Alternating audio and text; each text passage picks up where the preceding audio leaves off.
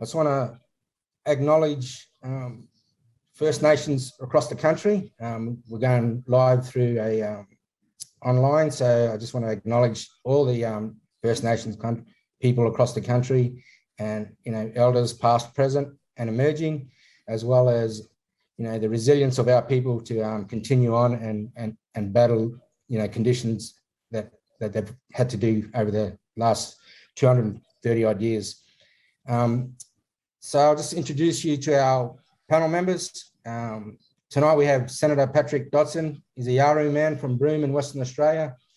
He has dedicated his life work to being an advocate for constructive relationships between Indigenous and non-Indigenous peoples based on mutual respect, understanding, and dialogue.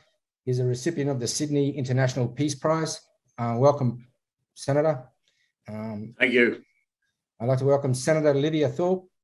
Is a Gunai, Gunjamara, and Jeb Wurrung, a mother, a grandmother, a politician, businesswoman, and activist. She's an Australian Greens Senator for Victoria and Federal Greens spokesperson for First Nations, Justice, and Sport. Lidia is the first Aboriginal Senator to represent Victoria. Welcome, Lidia. Thank you. Good to be here. It's good to have you. Yungai Warren Mundine is a writer, media commentator, event speaker, TV and webnet show host, a respected businessman, a political strategist, and advocate for Australia's economic reform and growth. The empowering of the First Nations of Australia to build businesses and sustainable economies. Warren's life and career is shaped by a personal commitment to regional and Indigenous economic development. Welcome, Warren. Hey, thanks a lot, mate. No worries. We would also like to note that we invited Minister White to take part tonight in the conversation. We tried several times to get him, but unfortunately we were unable to. We are grateful that Warren could step in and assist with the seminar tonight. So thank you again, Warren. That's my pleasure. Okay, so I'll ask Pat first. Had you bit bad luck with the West Coast Eagles this year, Pat, but at least you had the grand final in Western Australia, so you got to be happy with that. Very, very happy, Ed. We were able to meet the nation's need at the crisis. And that's good of the West. So what's your view, Pat, on treaty at the national level? What would a national treaty do that state treaty process can't? What is the likely remit? And is treaty the only way to achieve this? Well, we are a federation. As you know, the states were settled as independent colonies and they federated as a commonwealth. And so there are particular issues that the states need to resolve with the First Nations peoples within their jurisdictions. But being a federation, we obviously will have national matters that go beyond both their capacities, the state and the First Nations, to resolve. I don't know what those matters are, but there are legacy matters. But just the way we're constructed, we obviously will need to deal with the federal government in a process that picks up national issues. And I presume and hope that out of the processes in Victoria, Queensland and the Northern Territory, those national issues will become more clear, in addition to other issues that are not articulated at this stage. So there is a need for a national treaty process, not only to confine it to where the national jurisdiction lies, that is to, where territories are, but broadly as a part of the Commonwealth of Nations. The Commonwealth government's got a serious responsibility to deal with these issues as much as states. And just the last bit on that is do you think treaty is the only way to achieve this, Pat? I think fundamentally it is at the end of the day, because the Constitution hasn't helped us resolve these seminal issues for the last 200 years. So there's got to be an agreement that was never there at the start. Terra nullius was imposed, which foreclosed on any kind of agreement making as to the status of the First Nations peoples, their sovereignty, their rights and interests in a new arrangement. So there has to be a new beginning and an agreement as a treaty at a national level, and at state levels has to happen. Okay, thank you, Pat. So Lydia, what would you want a treaty to achieve? What sort of impact? Let's understand why we need a treaty and why treaty is the priority, not just for blackfellas in this country, but for the whole nation. Now, almost just about 240 years ago, this country was invaded, violently invaded, and there has never been any consent or negotiation about the settlement of these lands and waters ever with the first people of these lands and water. So a war was declared upon us, the oldest living culture in the world, 240 years ago, and that has never been resolved, never, ever. And you look at the policies and the legislation and the governments we've had to deal with as part of that colonial structure that was enforced on us, and we are still fighting the war. We're fighting the war in a different way by trying to keep our children at home and keeping our children safe, from stopping our people from being incarcerated or murdered in prison, our destruction of country and water. That's war. That is a continued war. So what Aboriginal people want in this country is peace. We are sick and dying and tired of the war. We need peace.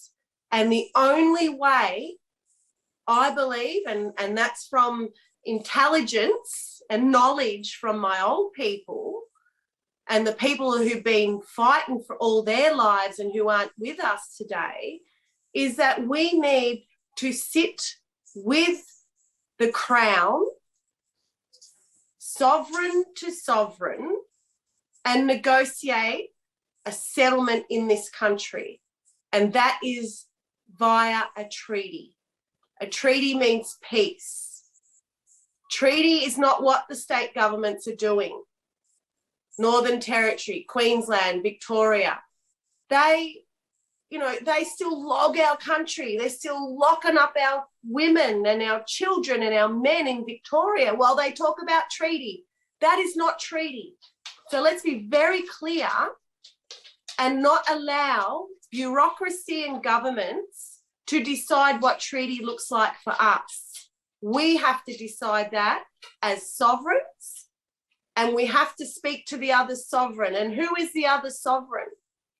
The Crown said that this government has sovereignty. Who are they to say that this government has sovereignty over the oldest continued living culture in the world? So let's talk about sovereignty and who actually has it in this country. And let's talk about truth-telling. And treaty, I believe, ultimately will bring peace to our people.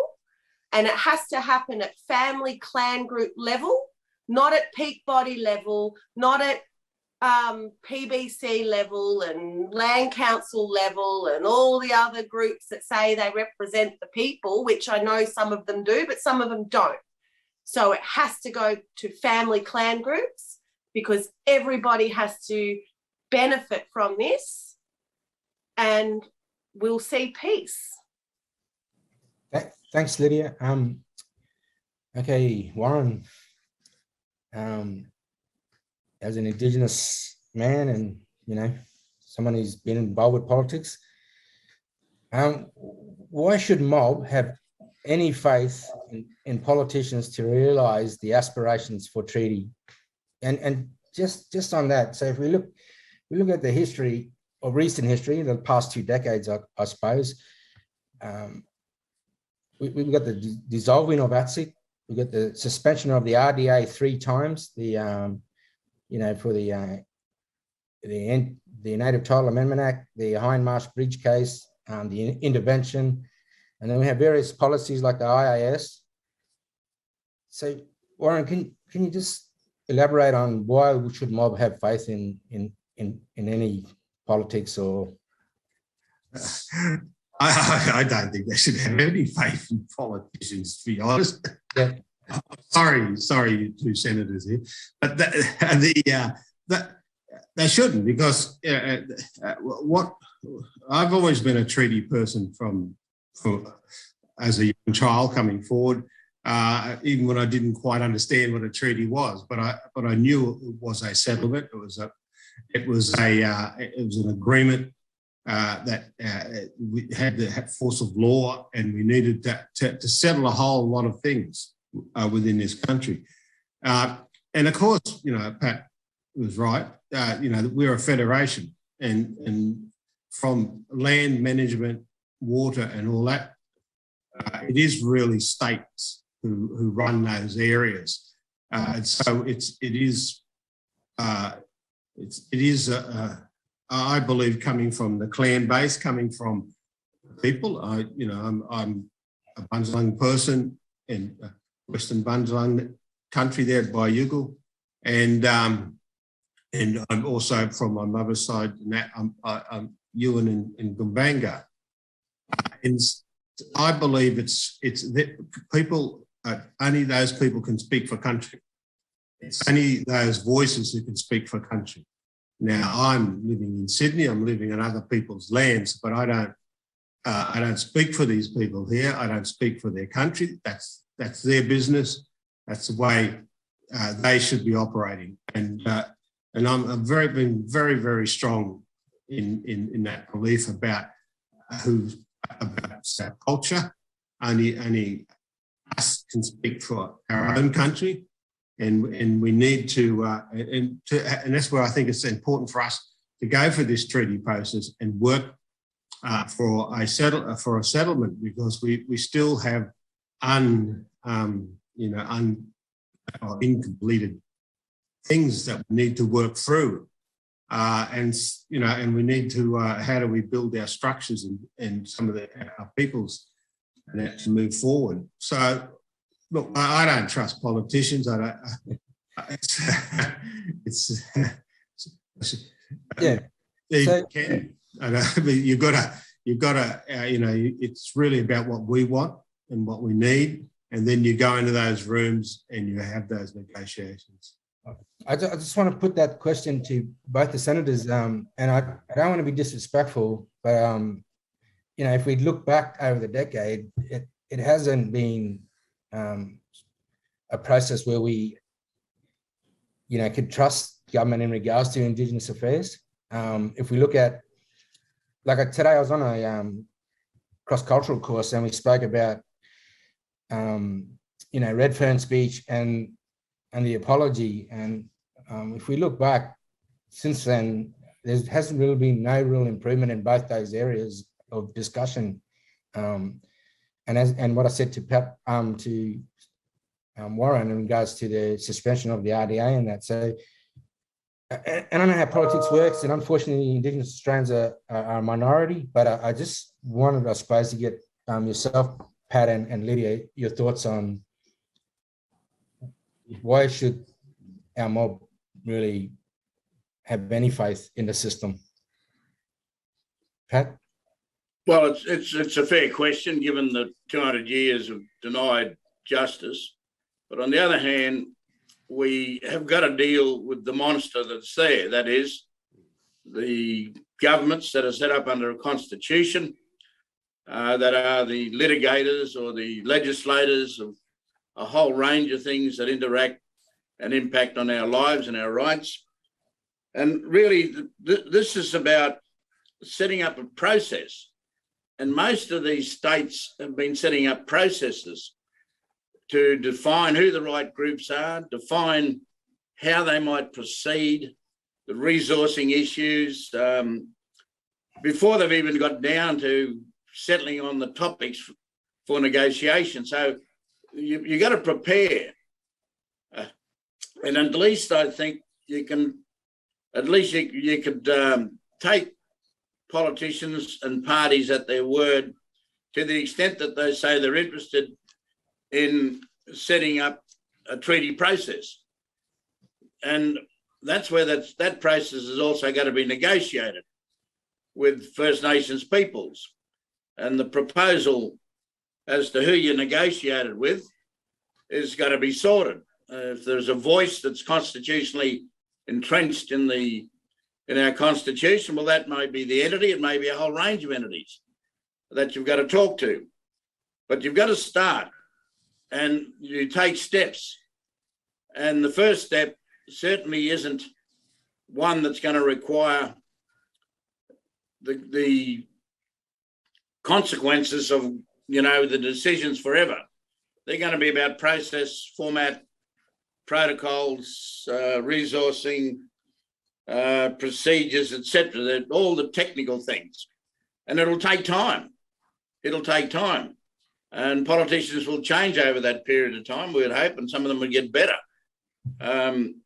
So we operate within the Australian political context with its constitution and the separation of powers and the states, and we've got to deal with it. Now, if you don't deal with it, then you can reside to one side of all of that and just keep complaining that you're getting the rough end of the pineapple from the states or the Commonwealth, and it'll go nowhere because we don't, as you've said, we don't have the majority position and we don't have enough inducement in the broad public for them to demand that there be an agreement with us. Now, and that's our constant process, trying to build up public opinion for governments to act and to be held accountable. And the best way, obviously, is to entrench things. So the initial discussions are about process and procedures and steps and preparing people for treaty negotiations. So when you get into the negotiations, that's where you may become less trustful, and you may want to have international supervision, or you may want to have, some greater protections, but you'd negotiate those up front. So it's a process, very important small steps to start with, but with huge consequences down the track. And so we don't answer the questions that we want answers to now. We need a process. Thanks, Pat. Lidia?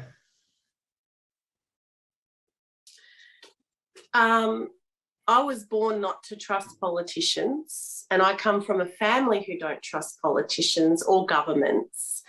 And it was a very big decision for me to become a politician after been bashing them up all my life. So I did that because my elders and my family said, Lidia, you have to do it. We've got to get someone like you in there because these fellas are getting away with too much. And I sacrificed myself, but I wore my possum skin cloak to protect me from the colonial violence of going into that colonial space. And here I am today. But I just want everyone to just decolonize their mindset for a moment. We're talking about continuing to participate and facilitate a system that wasn't designed by us and didn't include us. We're talking about a colonial system that was set up to destroy us. And that has never changed. We are the poorest people in our own country. We are the sickest people in our own country. We are the most incarcerated people in our own country. In fact, the most incarcerated people in the world. And we have removal rates of children. We've got 20,000 children in out-of-home care around this country. We've got deaths in custody that are rising out of control. We've got suicide rates out of control, homelessness rates out of control. Where do I stop? This government and the last government and the one before that, the governments from 1901 were armed with the same tools as the invaders. And that was to not only destroy us, but to destroy our systems of connection through totem, country, water. Native title's destroyed us. It's destroyed our families. Everything that they've set up hurts us. There's not one piece of legislation in the Liberal governments or the Labor governments ever that we can say, finally, we're free. Because they haven't dealt with the fundamental issue in this country, and that is invasion, and that is the systemic racism that our people continue to face every single day, even in the parliament. So I don't trust politicians either. But I joined the Greens because I have set up processes in the Greens, the Black Greens, where we've got elders and grassroots activists telling me what I have to say. And I put everything out there to my people, and I get burnt half the time, but I'm guided by my people and my ancestors to ensure that truth is told in that place, and that I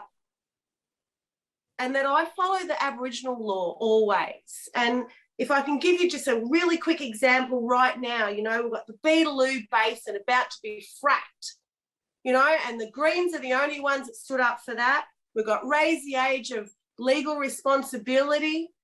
This country can't even deal with the fact that they're locking up 10-year-old babies. Yep. And we've got Victorian government, we've got the Queensland government and the Northern Territory government, all Labor governments, who will not raise the age of legal responsibility. That would see 600 Aboriginal children released tomorrow.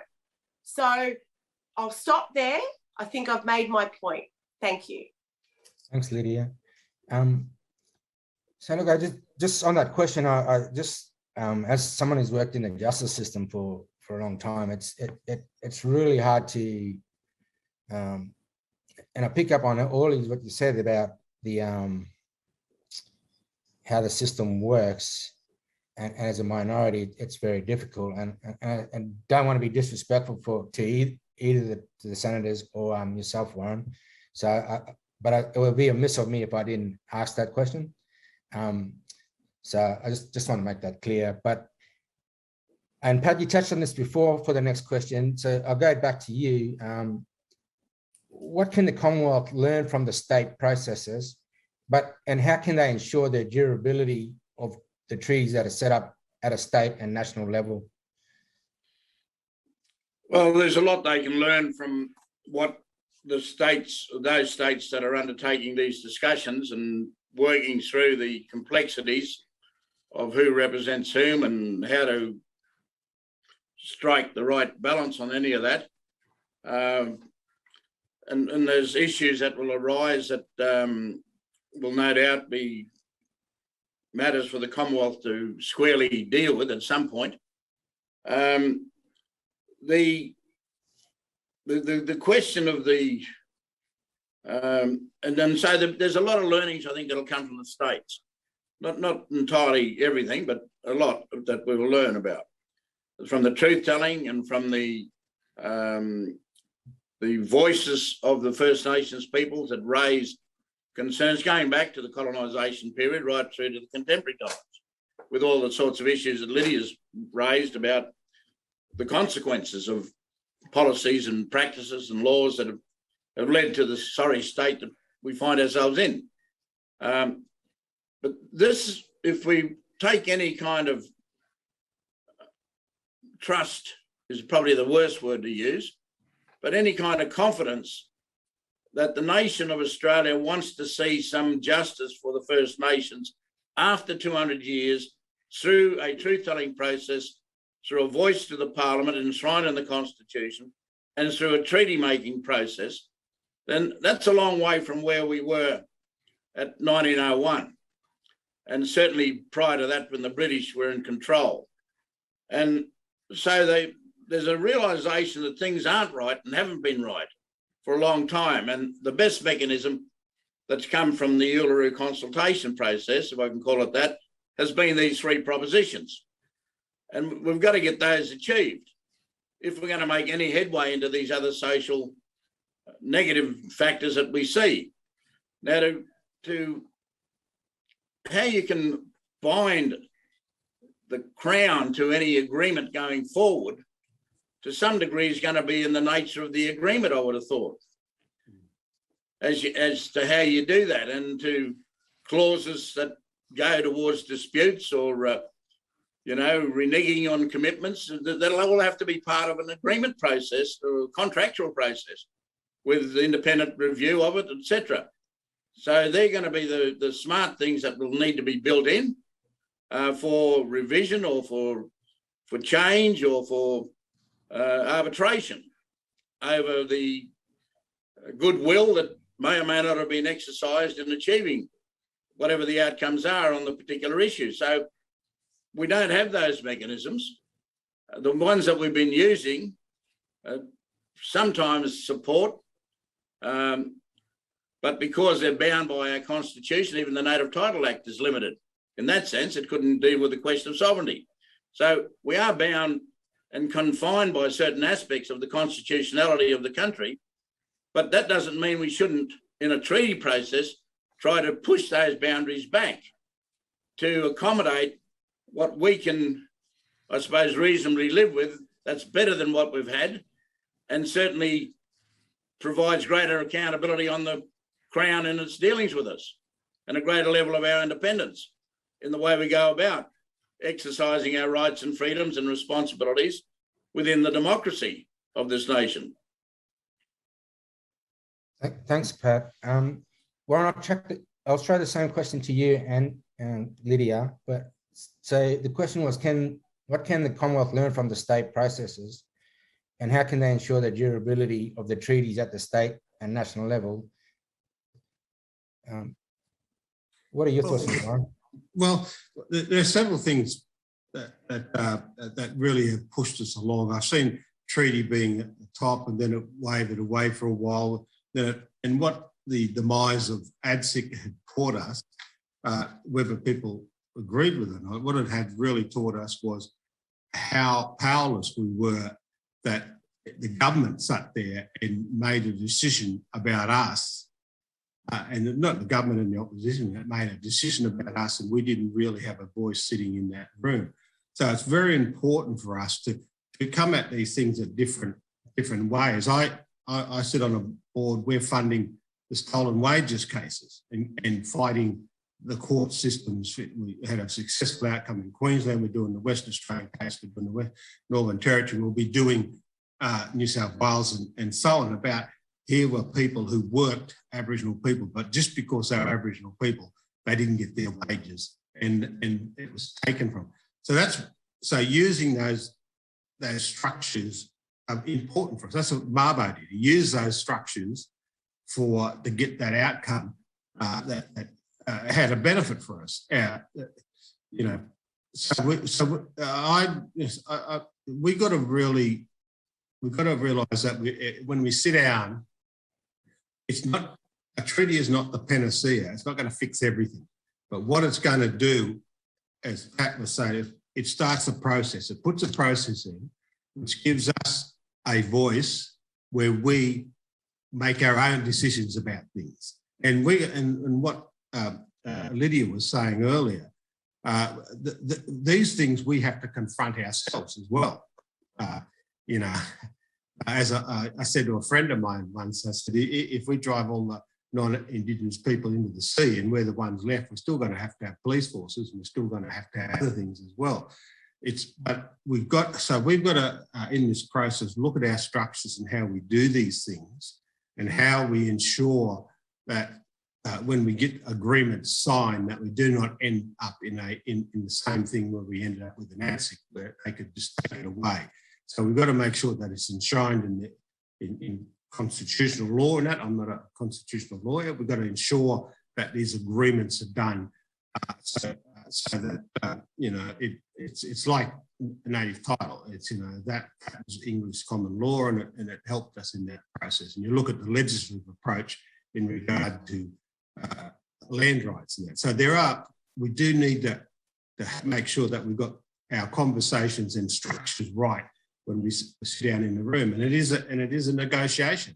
So in the beginning, it may not be perfect, but it puts a process in where we can use that process and build upon that process over a period of time.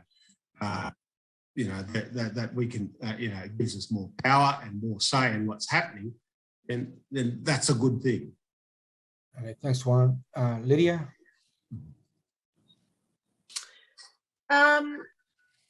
What can be learnt from the states is that it should not be run by the bureaucracy. I mean, the only reason why Victoria went into the treaty conversation is because the minister at the time held a meeting about constitutional recognition for Aboriginal people in Victoria, and everybody said, we don't want constitutional recognition, we want a treaty. That was February 2016 in Fed Square. I was there was 100 people there, blackfellas around the state. We said, no constitutional recognition. We're not getting into the colonial projects rule book until we've had a treaty. Doesn't make sense. And so therefore, the Labor government took on the treaty conversation. And I was part of the very first working group where the director for Aboriginal Affairs was the chairperson of our group. And the bureaucracy dictated to us what we could and could not say to the Premier, Dan Andrews. And I got called for code of conduct because I said, I'm not going in there with a script. So if that's just a little peek into the process in Victoria and the fact that the Treaty Assembly and the whole treaty process has only had 6 nations out of 38 nations participating, then please do not look at Victoria as the model for treaty. Do not look at any of the states, in fact, for the model for treaty, because they're upsetting and dividing a lot of people along the way. And it's not done from a land law basis. It's done from a corporation whitewashed basis, which is what is the problem. And so the learnings are that if you aren't dealing with family clans and traditional owners at the grassroots level, then forget about, I'll not support a treaty if those people are not involved in it. So it's got to, again, benefit everybody and not just the chosen few. Otherwise, it's a waste of our time. And when people talk about, and I've heard already, you know, we need a framework, it's a process, it's a start. I'm nearly 50. And I remember my uncles and my mother going to meetings back in the day, and my grandmother, and they were talking about treaty then. So I'm sorry, I might be in a bit of a rush before I turn over, but I don't want to hear excuses of we need a good process. Oh, we need to do more of this and we need more time to do this. Our people have been calling for treaty for decades. It is time for treaty. We're heading for a climate catastrophe where we have governments of all persuasions still digging up and burning coal and fossil fuels. Treaty has to include the protection and preservation of our land as well, because we are nothing without our land and our totems. And we have to be consistent in what we're calling for here. It's not welfare no more, my people. This is about economic independence. It's about real land ownership and connection back to country and preservation of one of our most precious resources of water. You know, and we, the women, are the keepers of our water. So that's where I'm coming from. I don't think we have to tinker around the edges and call for a voice to Parliament. How many Black advisory groups do you want to government or Parliament? You know how serious they take us. Yeah. And you know how they handpick us and put it in the jobs because they know the yes men and the no men? No, a treaty can deliver Senate seats in Parliament. Yeah. That's what a treaty can deliver. Just like Waitangi Treaty. They got seats in Parliament. They ain't advising. So let's talk about real power. I'll stop. Thanks, Brother Eddie. Thanks, Lydia. Pat, how should government, and at the next election, you could be government, right? How should you support the voice to Parliament at state and federal levels? And I ask this in terms of where does a voice to Parliament fit in basically in your thinking, Pat? Well, we know that there's been an extensive co-design process undertaken by the Minister. It's a pity he's not here tonight to tell us what the outcome of that report is, because we haven't seen it. But there's obviously a desire for that voice to be a constitutional entrenchment of the voice, so that it can't be just dismissed once it's legislated for. So what its powers and functions and protocols are going to be within the detail of the legislation, because that's what's agreed, it seems to me. And the co-design process, in the absence of knowing what the outcomes are, I really don't know how First Nations want to interface with the Parliament. In what cases? In some instances, there was some propositions to be restricted to legislation based on Section 5126.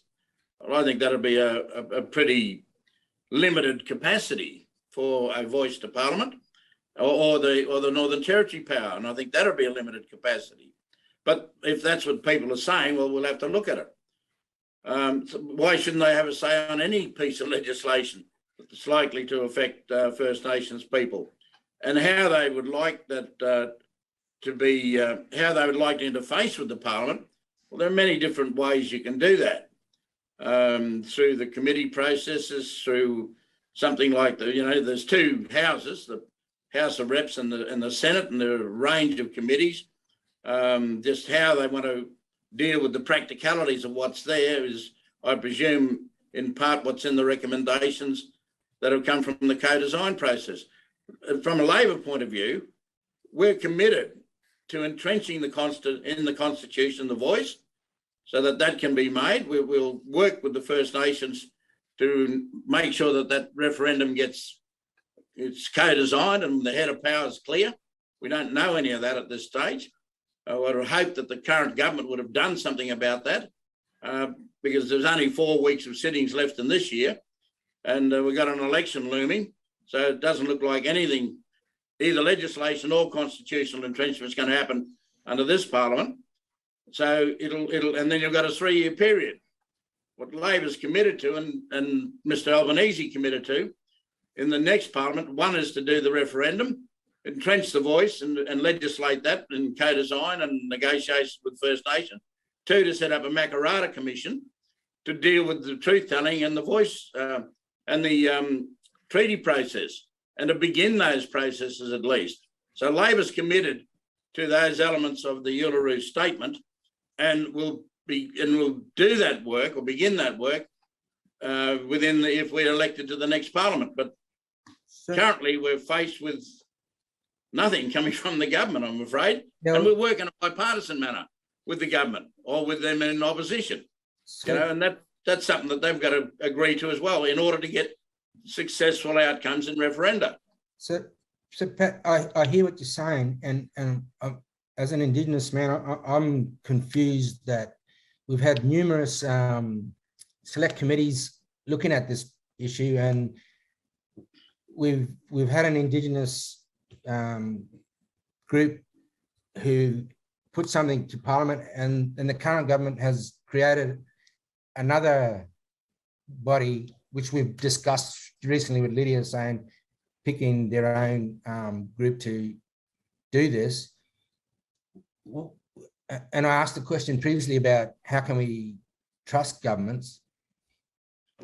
Why is it that we've gone this way? We could have utilised the process that was in train, but we've created another body to do this again. And people are just wondering where it's all at. As you said, we still yet to see the report that's supposedly finished. And like you alluded to, time is running out for the election coming up. It seems to be like a continued, and I hate to use the phrase, but kicking the can down the road when it comes to Indigenous issues on matters that are really important to Indigenous peoples. Well, can I say that they're really questions you've got to ask of the Minister? Yep. Minister White, because it's his party that have got the handbrake on the whole process. He may be trying his best, but he can't convince the Prime Minister or his other colleagues to support him if he's on board with getting a referendum and getting legislation up. Yeah. And certainly there's been nothing about truth-telling or treaty making come from the government. At least the Labor Party's clear on what our position is. It's a promise and a commitment that this is where we'll go if we are elected. Now, there may be all the issues about that, and I don't pretend any of it's easy. No. But you've got to start somewhere. We're committed to starting the process and getting done what people have been asking for a fairly long time. Yeah. No, I appreciate that, Pat. I'm not, we asked the Minister to attend. Unfortunately, he couldn't make it, but I think the Indigenous, nations are owed a sort of like a reasoning why it's been so prolonged, and and as has been pointed out earlier, we died a lot earlier than a lot of other people, and our people are passing away, and these things are sort of just bobbing up and down and not going anywhere. So I appreciate your answer, and I just really wanted to make sure that Indigenous people, as you know, Pat, and Warren and Lidia, they've been very patient and trying to advocate for change, and it'd be good to see where we go next with this. Can I respond as well to your initial question? Can you be quick, because we're going to run out of time? I'm going to be really quick. Yep. Through a treaty, we can rewrite the Constitution, and we can put in the Constitution that they have to uphold the treaty that is made with the first people of these lands. I will not support a referendum, and the Black activists won't support a referendum to just put an advisory or a voice into the Constitution. We need better than that. Our people aren't dying just to become an advisory body in the Constitution. The Constitution is racist, and it's been forced upon us. So we ain't in a hurry to jump in there. We need a treaty. Then let's talk about the Constitution and what it looks like for us. Okay, I agree with your sentiments, but the treaty, the Constitution, you do have to have a referendum if you want to change it. That's the only issue that we need to get through. But I think the treaty process, as Pat and yourself and others have highlighted, that it could help the process along. No, but that's what I want to make clear. Sorry, brother, that I don't support that process, and that going into the Constitution will negate any treaty in this country. And that's what is the difference between Labor's position and the Greens' position. We want a treaty first, and we can negotiate what we look like in a constitution. But to go into the Constitution and then beg for a treaty, forget it. It's a waste of time. It's a waste of taxpayers' money, and you will not get the Black Lives Matter activists, and I can tell you this, guarantee you that they will not be supporting a referendum to assimilate us into the Australian colonisers' constitution. Okay, thanks, Lidia. Sagat, two questions, and we're probably running out of time, but so if you could just bear with me. So the 2020 Australian Reconciliation Barometer says that support for treaty and sovereignty continues to grow, right? There's 53% of the general community compared to previously it was 47%, and 53% of the general community agree with that, as well as 69% of Aboriginal and Torres Strait Islander people, whereas in 64% in 2018 support treaty. So there's a growth there as well. And they also support sovereignty as well. So what I wanted to ask was to you, Warren, does public support matter for whether and how treaty process might progress, or do we just need to get on with it? Well, public support helps in the whole process, because if you're looking at a referendum at the end of the day, because that's the only way things are going to change. Whether it's a treaty or getting a voice of parliament or anything, the fact of life is the legal facts of life is that we've got to have a referendum to support that, to make that happen. So yes, it does. In that matter, it does. But that, for me, it's more about, okay, we've got to work from our side, because if we're going to confuse the rest of, and we saw this happen in the Republican debate, so most Australians wanted a republic, but it was the Republicans who got into a fight amongst themselves, and they ended up with no republic. And so we've got to, and people have got to sit down and give each other a chance to speak and have that conversation about how we're going to go and what we're going to do, and then we've got to sit down and talk with the government and work our way through a lot of these processes and that, because it's the only way we can do it. If we are divided and we're not going to be supporting each other on a whole lot of things, then I can see that they're not going to get up. And people in the wider Australian community are going to sit there, well, we believe in a treaty, or we believe in a voice to parliament, or we believe in doing the right thing by Aboriginal people, whatever that means.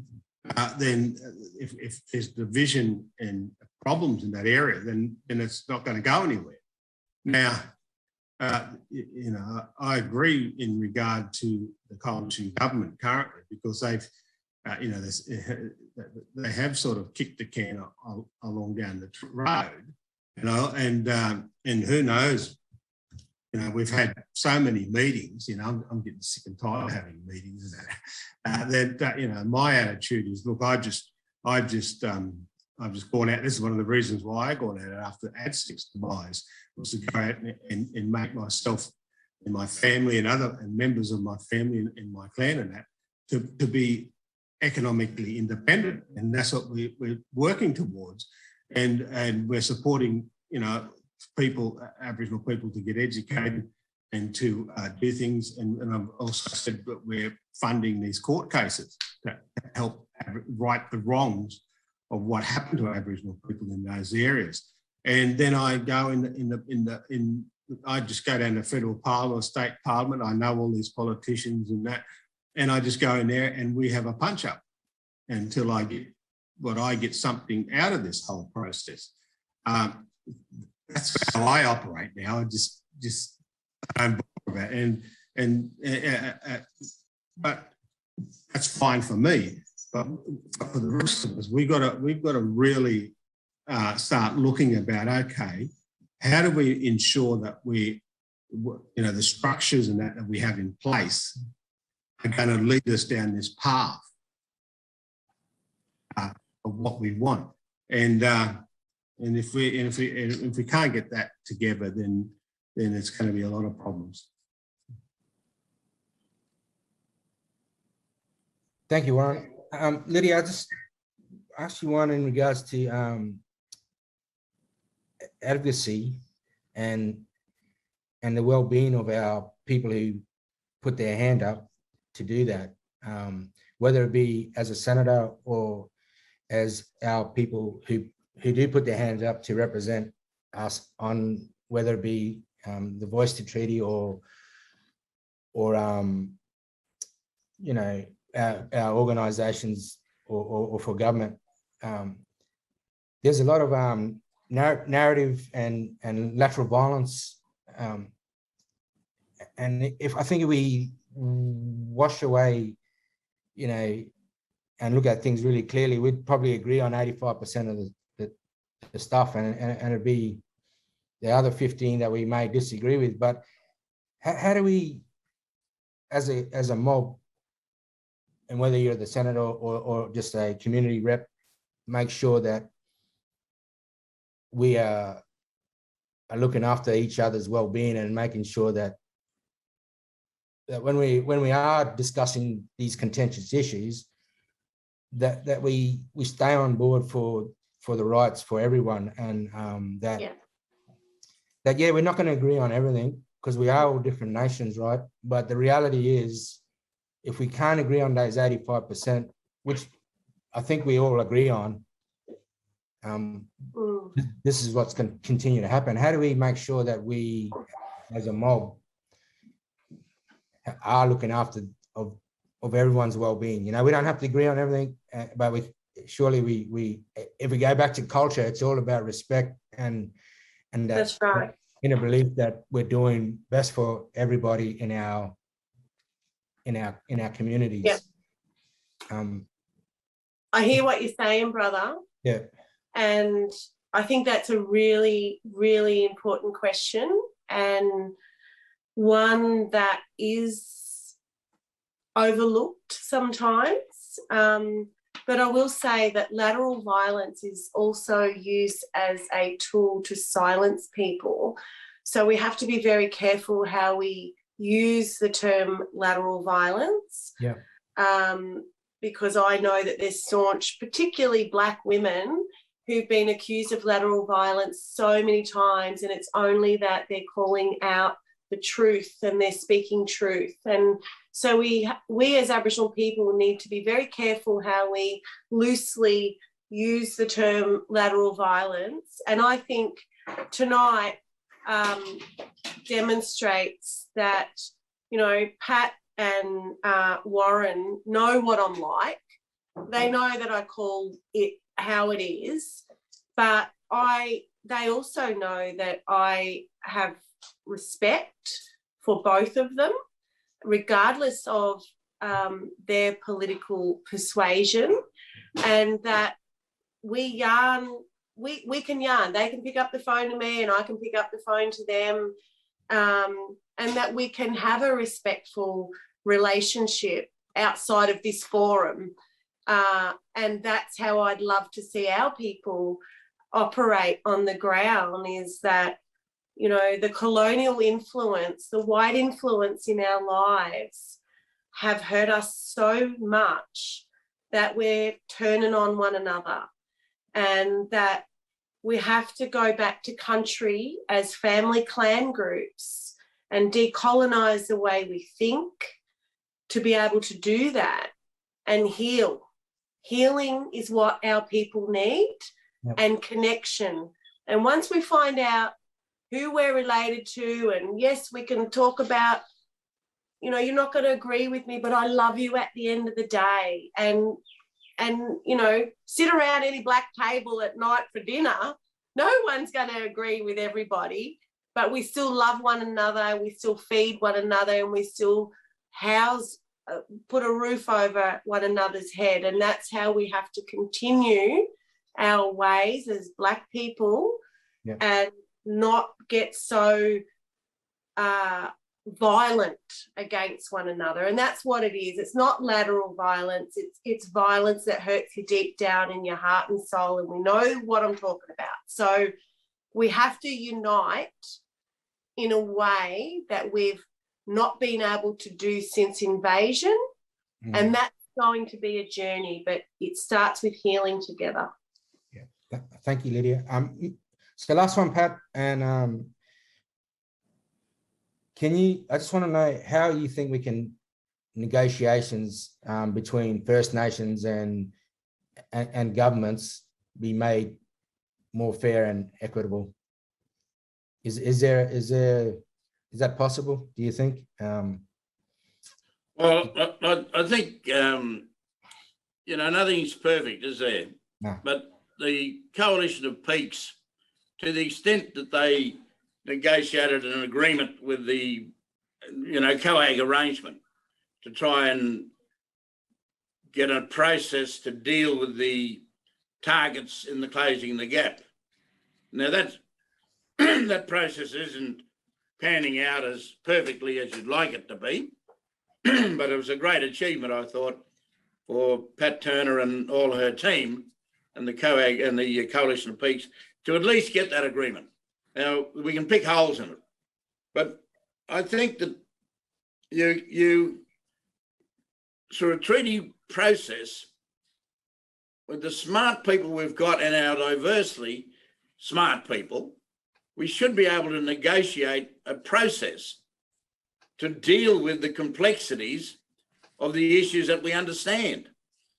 Now, I have a great deal of confidence that we would be able to do that with our diversity, because it's ultimately it's more of the same if we don't. Yeah. And if you want to be hosting a program like this for the next 10 years, well, I won't be here to be reciting what I've got to say, but this is the first time this government or any government and any opposition are seriously talking about a treaty process. Even when I was chair of the Reconciliation Council back in the 80s, to mention the word treaty was almost like sedition. So we have come a fair way, and some younger people may not realise the dynamics involved in that. And I'm not saying we're there, but at least you can have the discussion now.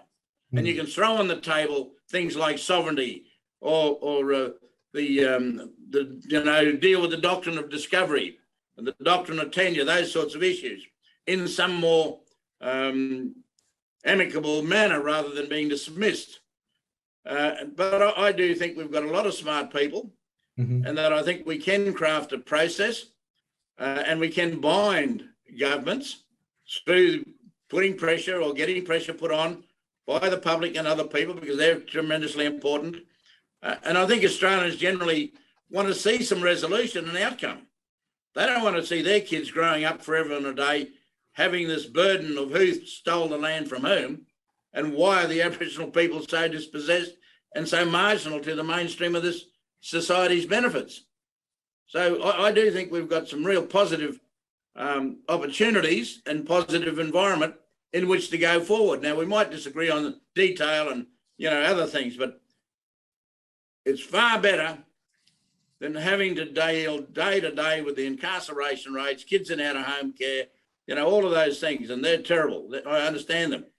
But if you take the example of Timor-Leste, you know, a huge nation, Indonesia, the slaughter that took place to the Timorese, and yet their leaders, Shinana Guzmao and Ramos Horta, and those people went down a peace process. They didn't want to get retribution against Indonesia for whatever reasons. So there are different ways of doing things and developing your nation in the process of huge opposition and potentially huge danger.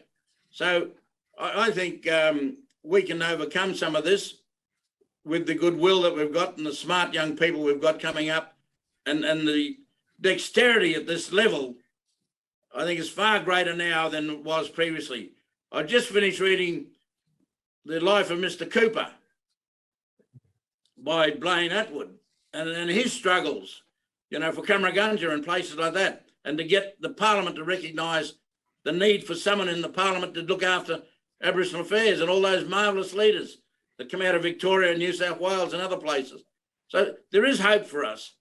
The 1938 process, you know, and the day of mourning with all of those leaders who at that time were wanting to get change, and we've seen tremendous change. There will be more change happen with the commitment to us. And there is opposition, obviously, in the ranks and file of all of those leaders at the time as well. So let's not focus on our divisions. Let's focus on what we have in common and where we want to go and how we want to achieve it. Yeah.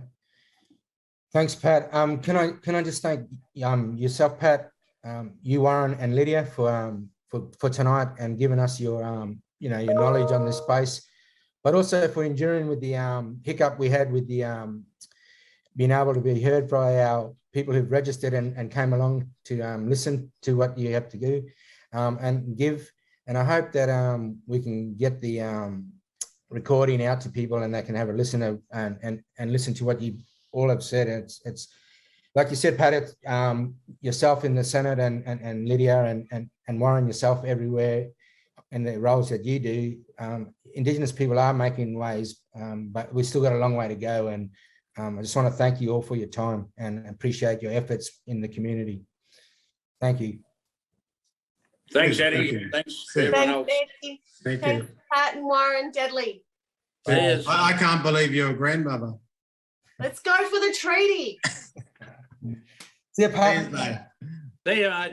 Yeah. Thanks, everybody. That was great.